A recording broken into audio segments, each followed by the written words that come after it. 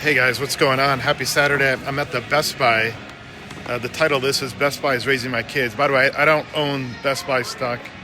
I think the thing is in secular decline. There's subsidy to Amazon. People go here, they experience, they shop online. It might be going the way of Circuit City, Tower Records, for those that remember. But one of the things I do as a parent is I'll bring my kids to Best Buy, maybe once a month in the winter, maybe twice a month on the weekends, and just let them run around. This is the modern version of a public library, okay? When I was a kid, we would go to the public library after school because our parents were still working, and we'd go read different books there and, mess around with the computers and even encyclopedias and, open books to random pages. But Best Buy is actually pretty good for getting kids technically adept. They just walk around and play and experiment, poke at things. But I like coming to Best Buy also just to pick up on what the trends are and see what's going on. And I talked to the reps. So a couple of highlights. First off, I'm here to get another laptop because Microsoft Surface laptops are terrible. I've gone through two of them. I mean, they're lightweight, they're sleek, but man, they crash. There's something wrong with the processor and the compatibility. I like Lenovo a lot more. Like the Yoga series is very good. So I just got one of those. But anyway, so the laptop prices haven't really increased much due to tariffs or even memory shortages. PCs have, notably, and obviously gaming laptops have as well, and gaming devices. The cost of SanDisk and memory type equipment and USB sticks, that's gone up quite a bit. But it's great to just see different products that people are offering here. And you can see some of the trends, right? So I remember I was in Walmart a month ago and I saw these competitors to the Stanley product. First there was Yeti, then there was Stanley, then there were Walmart knockoffs of those. So it's good to just see what's actually happening in store. What's also interesting here at the Best Buy is I rolled up and there was a line 25 people deep. The store was open. I was like, what's going on here? Why is there a line? Apparently there's some Pokemon. People are still clamoring for Pokemon. I don't think that's actionable, but I was surprised to see that. So I was able to skip that, come right on in.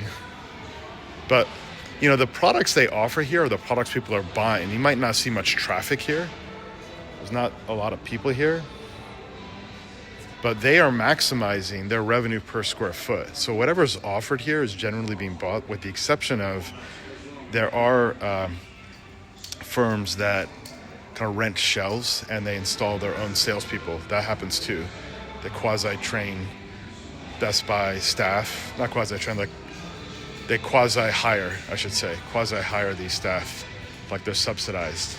So I talked to a sales rep who was actually educating me on the Qualcomm Snapdragon processor. I was like, how do you know so much about this Qualcomm Snapdragon processor? He's like, oh yeah, like Qualcomm hired me. I was like, huh? What? So Best Buy has been trying to do clever things to offset costs and push it onto brands. It's not unlike what you see at grocery stores where brands will purchase prominent shelf positioning, right? So, see, people love TVs. Inflation and these tariffs, they've increased prices maybe like $150 to $200 on the typical product. But that can be absorbed, It can be absorbed. It's not a major negative effect. So something to keep in mind. I think a lot of people got the Tariff-mageddon wrong. They failed to get back into the market after Tariff-mageddon, expecting a significant recession when the market's priced all that in. I'm not a fan of tariffs, by the way, just to be clear, I'm not, except for China. But, the consequences are softer than people expect. I expect the same will be true for the spike in oil, by the way. A lot of people are off sides because they see oil at 100. It's still over 100. The S&P just hit another record all-time highs. Okay, so The economy is far less energy sensitive than it used to be. That doesn't mean it doesn't create hardship for the lower half of the K-shaped economy. Of course it does. Of course there are issues.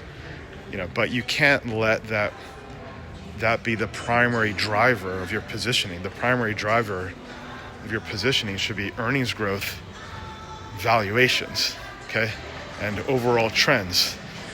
And what are the trends? Trends are up. Fiscal policies up. Monetary policies biased to cut. Okay, so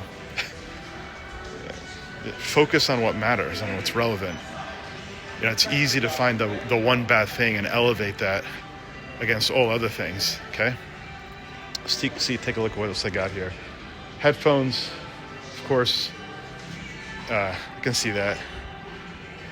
I go through headphones like Tic Tacs. They're easy to lose when you have small kids or they get destroyed. Granted, it's not a lot. What else? So, this is interesting. I've never had one of these massive speakers before, but I think it'd really be cool to have, like in the basement or something. I'm not sure what I'd do with it, but they just look really cool. I guess these JBL speakers. Could be like a Goldman Sachs CEO, like DJ on the side, right?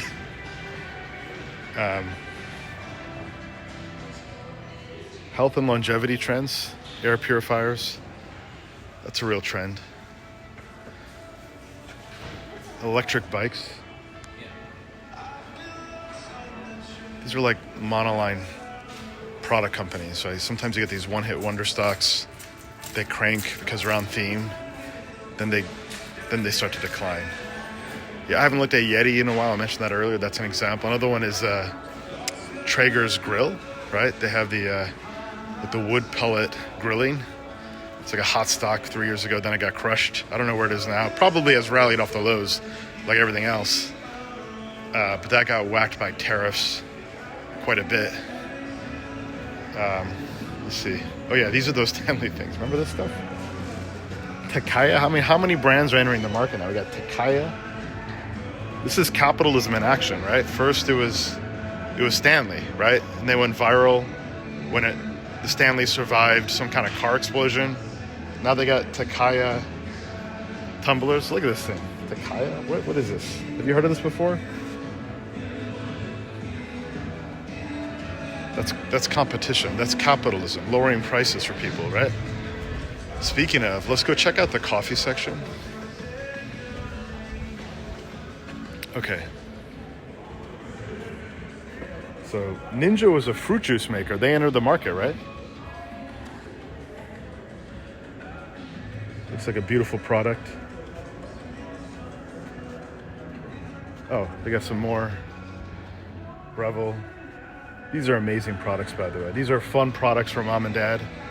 I gifted one of these products to our office, actually. No one uses it. It was a very expensive gift. No, they all want the convenience of the Keurig. The DeLonghi. I think these products are works of art. They're the craftsmanship, the design, the quality, the thoughtfulness. One of the biggest criticisms of capitalism people will give is that companies design products that are low quality and meant to be replaced to fuel some kind of profit cycle. All that's nonsense, except for my lawnmower, which I have to replace. John Deere lawnmower. Apart from that, by and large, and apart from that Microsoft Surface example I gave earlier, right? Brands matter. The longevity and quality of these appliances is pretty significant. I mean, how long have you had your washer and dryer for, right? These things work, right? Like your refrigerator, I mean, these are generally high quality. Brands matter because the brand has reputation.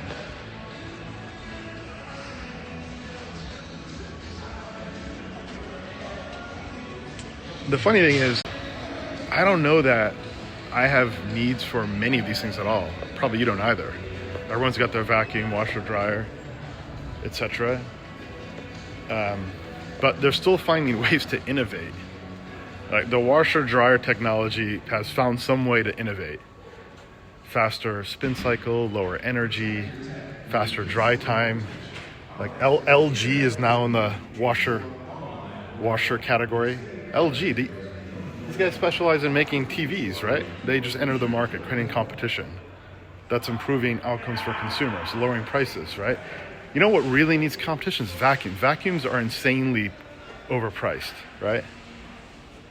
You got like a $250 vacuum. Some of these are much higher, right? There are luxury vacuum brands, which I find kind of hilarious because they're meant to scoop up dirt, but like Shark brand, I'm not familiar with this kind of brand. $300 for a vacuum. There are TikTok knockoffs of these brands that sell for much lower. I have no idea whether they're higher quality or not. I don't know if it's the same manufacturer in the back end in China somewhere.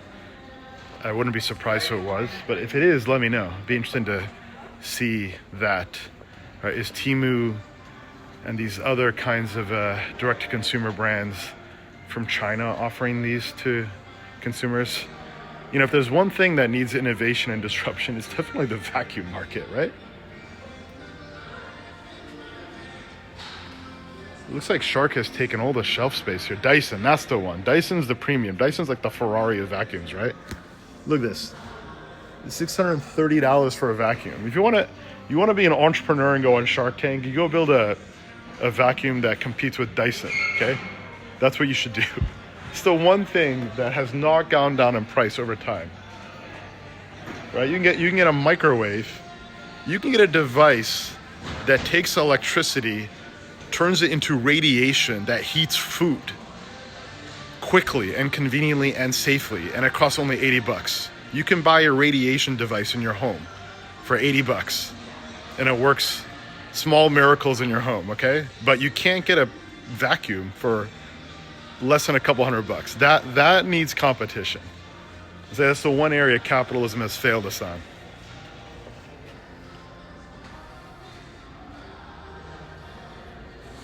Urine Pro Eliminator, okay.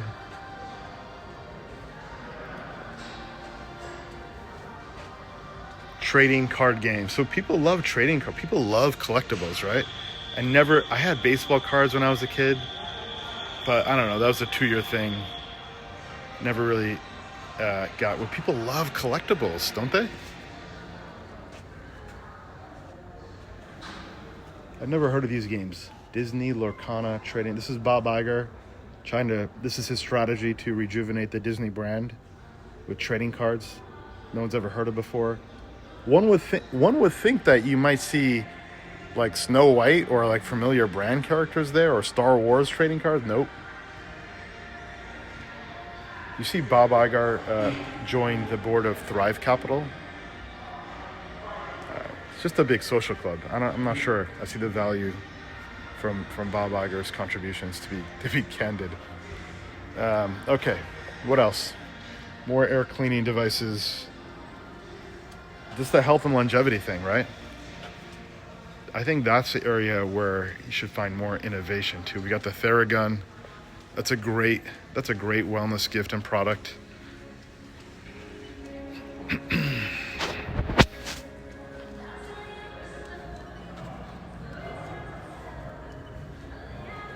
But it is fun just to walk through Best Buy, isn't it? I mean, it's like walking through the halls of modern innovation. Now, look, most innovations in software and AI and like defense tech, and this is a very limited aspect. It's consumer products, but still, it's physical. You can interact with it.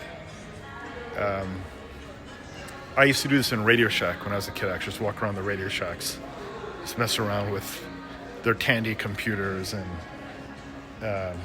all the fuses they had, and that was always fun.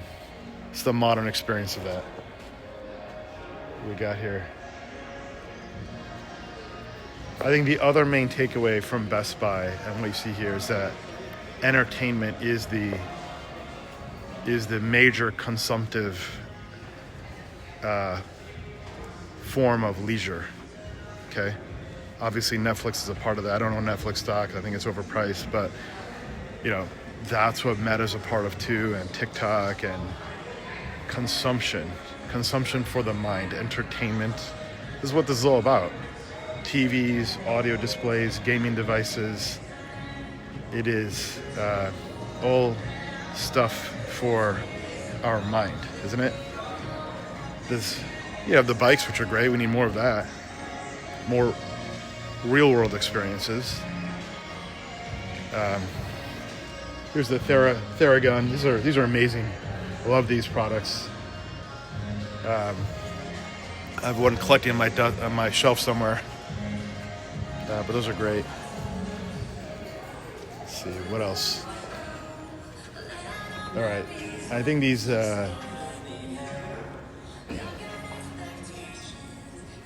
mesh network products are super interesting too. We just upgraded our mesh network. We use the Google platform for that. They're still not as convenient and easy to set up as they should be, especially if you need a repeater to extend into your backyard, right? So you have a kind of round the house coverage. That technology is still not seamless yet. Obviously, the Ring products have done really well. You know, Google's built security platforms around this, good subscription revenue. People will pay for security. I think that's a good trend to bet on. You're not going to see civil war in the U.S., but people will pay more for security, for sure, right? There's some companies that offer those services in the public markets, which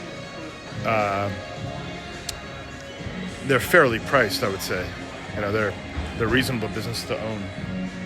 You know, they're not going to maybe go up 20-30%, but they could compound at 10 to 15%, just where they are right now. Okay, like AT&T, for example, right? There are a few of these out there.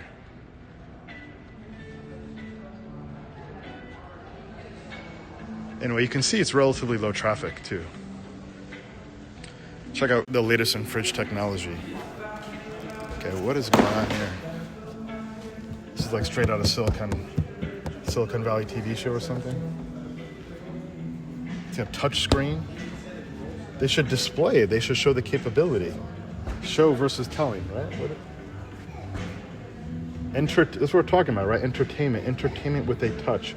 Watch, listen, and cook with Family Hub on 32-inch TV. Google, YouTube, FaceTube. This is bananas. Look at this. This is banana. Like literally, you're going to get a banana from the fridge, and you're getting entertained by YouTube. Look at this. Look at this. Is this a digital note? Dance recital Friday at 7 p.m. Is that digital or is it? I think it's digital. It's wild. They have like a digital Post-it card, even off angle, just to simulate like a real world usage of a fridge. This is bizarre. It's an app on a fridge. Who is the ICP that needs this thing? Who's the ICP that? What's the target customer that needs this? I don't get it. Someone must be buying it, right? Number one customer satisfaction. Okay. Who issued that award?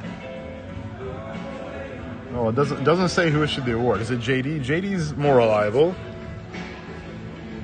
Okay, it's a Samsung product.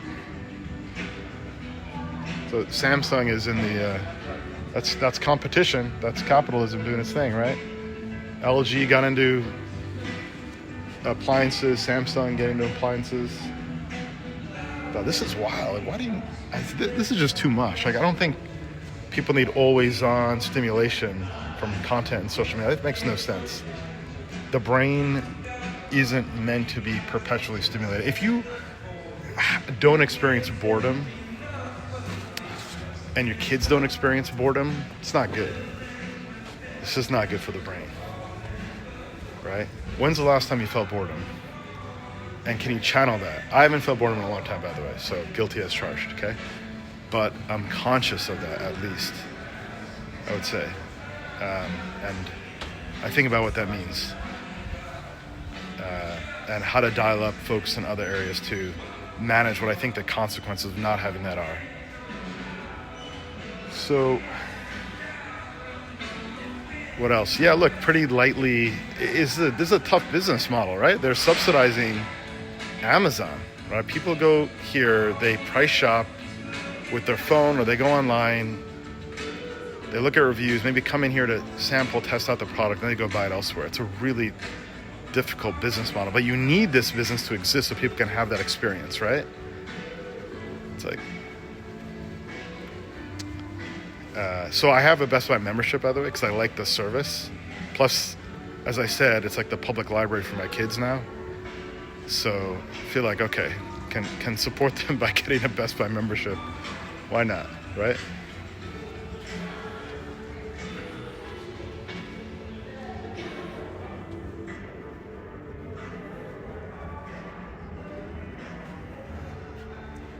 This is another one-hit wonder product. I think this was like a fad 10 years ago. We all got this. I have no idea where ours is right now. My mom has one, got her for her birthday. The photos are from 10 years ago as well, so no one updated them. It's just not convenient, easy to do.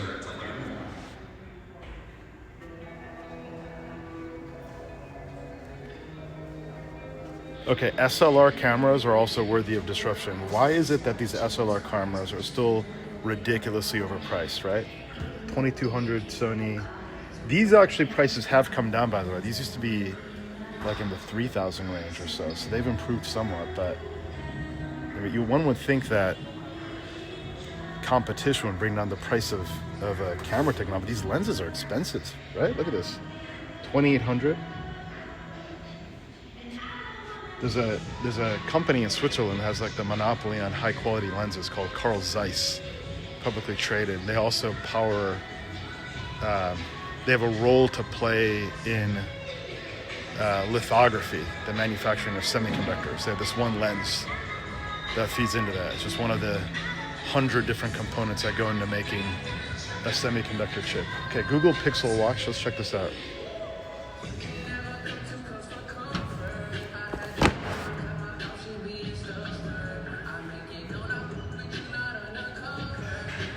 It's a clean UX, right? It's clean UX, sharp, responsive.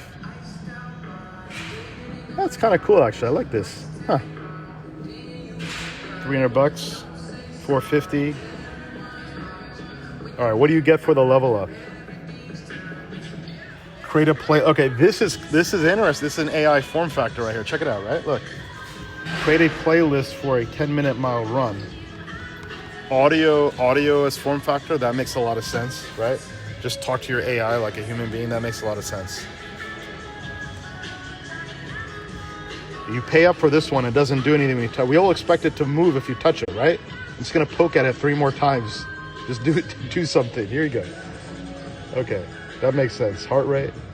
This is pretty cool, actually. Did they show me heart rate variability? Okay, this is pretty cool. I'm still not going to get it. I don't like having watches. I don't like to wear jewelry or watches, but it's pretty cool. I'm going to give it credit for that, right?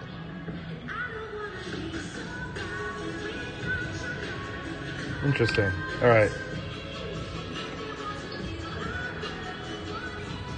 Google is a consumer products company, right? They're getting after the how do you deliver information to the consumer, right? The at-home devices, all those are, I think, Google's highly strategic.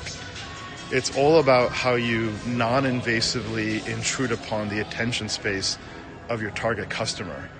Why? To capture information, number one, and number two, to deliver a more relevant ad. That's it. Kind of amazing. So they said, gee, we gotta be in home. So they have these Google at-home devices. They've got the watches. They've got the wearables so that they are with you at all times, tracking you.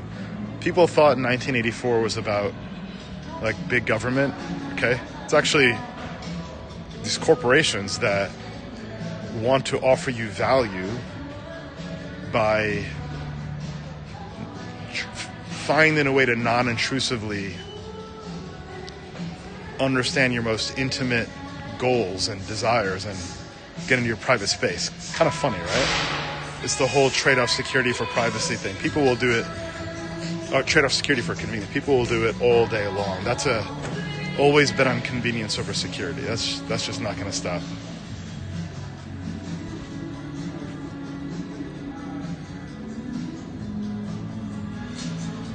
All right, we're on the watch section now. Oh, look at this. I like these minimalist designs. Samsung. I like that kind of concept.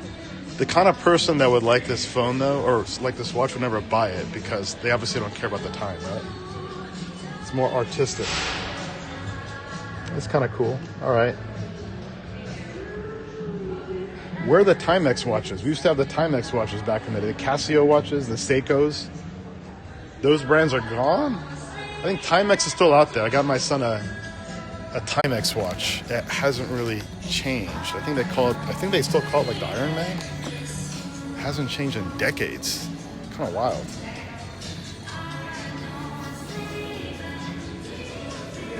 All right, I think I'm gonna call it a wrap here. Oh yeah, let me show you this, by the way. Just the software section, how they sell Microsoft Office. This is something I mentioned before. But, so Microsoft Office is raising their price on these Office products. These price increases going into effect on May. Microsoft raising these prices. $99 for personal, and yeah. Enterprises will pay for that. They just have to eat the price. They used to bundle Office with the purchase of a laptop, right? You get the laptop, you get a subscription, you get a license. Now they don't. So you have to purchase it separately.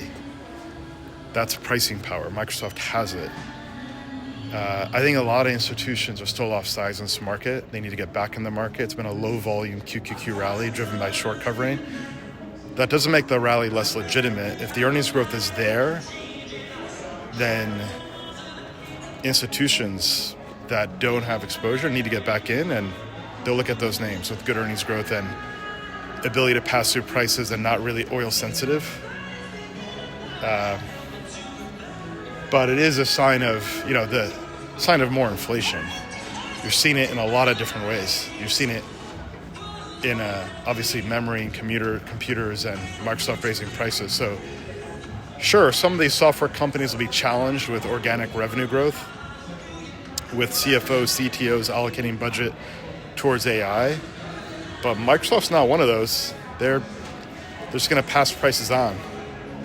And you saw, the Defense Department's inking deals with multiple different providers, including NVIDIA. Talk about what a screw up Claude did with that contract, right? They drew the ire of Pete Hegseth. Like, the largest customer in the world for AI is Pete Hegseth right now, by the way. Okay, love him or hate him, that's just reality. That's reality, okay? You're supposed to win business. What are you doing? On the other hand, though, they are running circles around OpenAI. It's possible they don't get to 1 billion active users weekly. There's too much competition now. Google is a dominant leader in that. They have more share than Claude. Claude's got better use cases and workflows, but it's not instant. It isn't fast. Like, Microsoft will make that native to their application. They'll integrate with the OS. Okay, so I would not count them out. We own that. I think we have a above benchmark position in that name. Don't count these guys out. They were late to Netscape Navigator. They integrated into the OS, took out Netscape Navigator. These are slower moving companies, but they are very thoughtful. Like, they will catch up, right? They know what the focus is. They don't always get the first product experience out of the gate, but they can imitate, replicate, acquire if they need to. They can close gaps pretty quickly. So you're going to see that. Obviously, Google's done a really good job with all of that coming from behind. So all these others. Meta is going to be interesting. I mean, they now have the A team for AI, right? They poach a lot of these senior OpenAI engineers. Those OpenAI employees are getting more anxiety. They're raising questions in their town halls. So they're more poachable. I bet you there are a lot of OpenAI engineers wondering why they didn't take these $100 million packages from Meta. That was bonkers, right? That was peak bonkers, right? They're probably calling Meta's HR, be like, hey, can we have another conversation? Right? These have come down in price, the DJI Osmo mobiles. These are beautiful products, aren't they?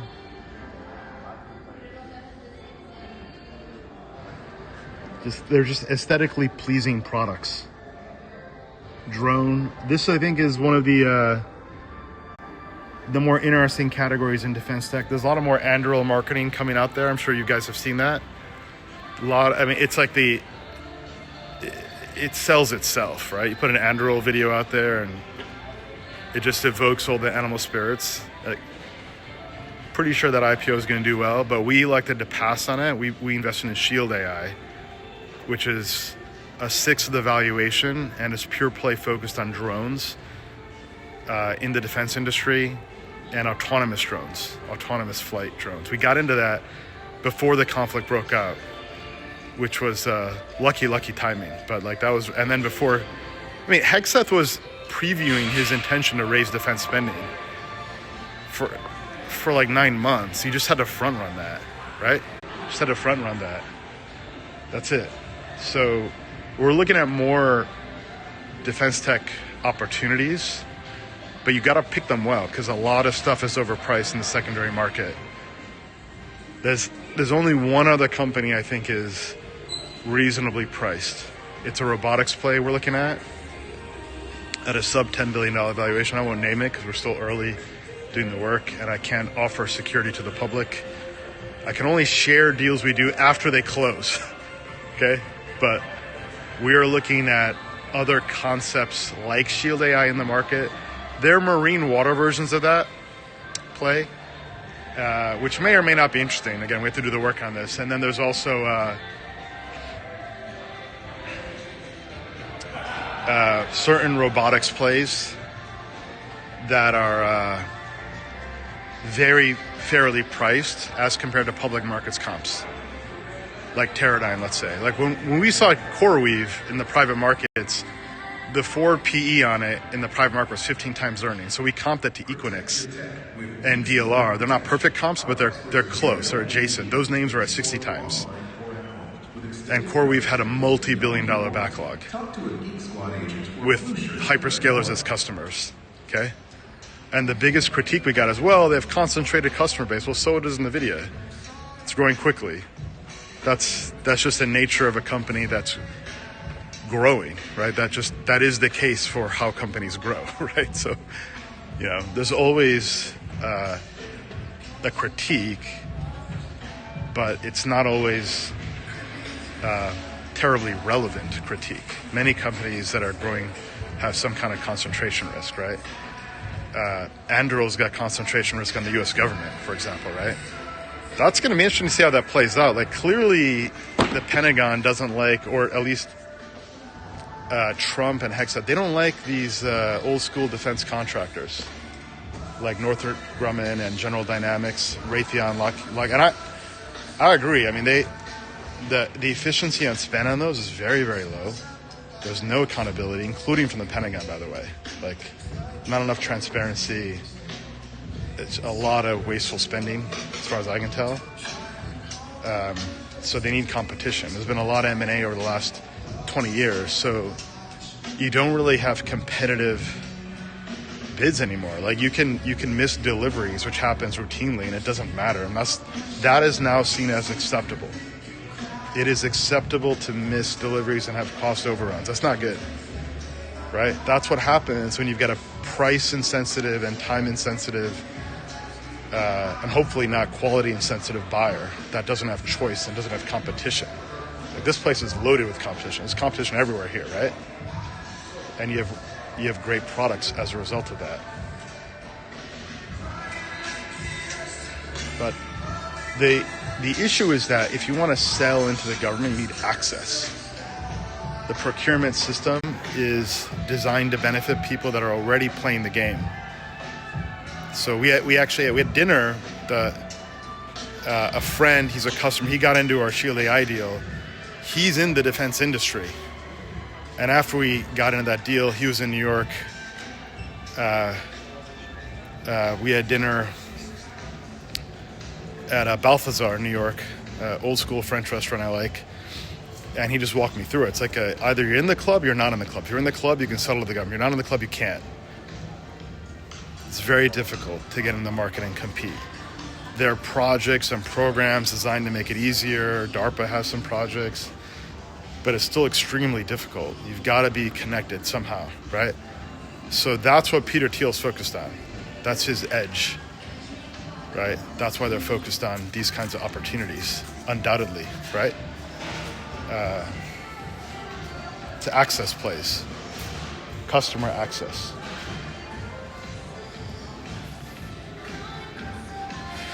All right, folks, I'm going to call it a wrap. Make it a great weekend. Cheers now. Bye-bye. Get some sunshine. Get some vitamin D. Be well. Get some steps. Bye-bye.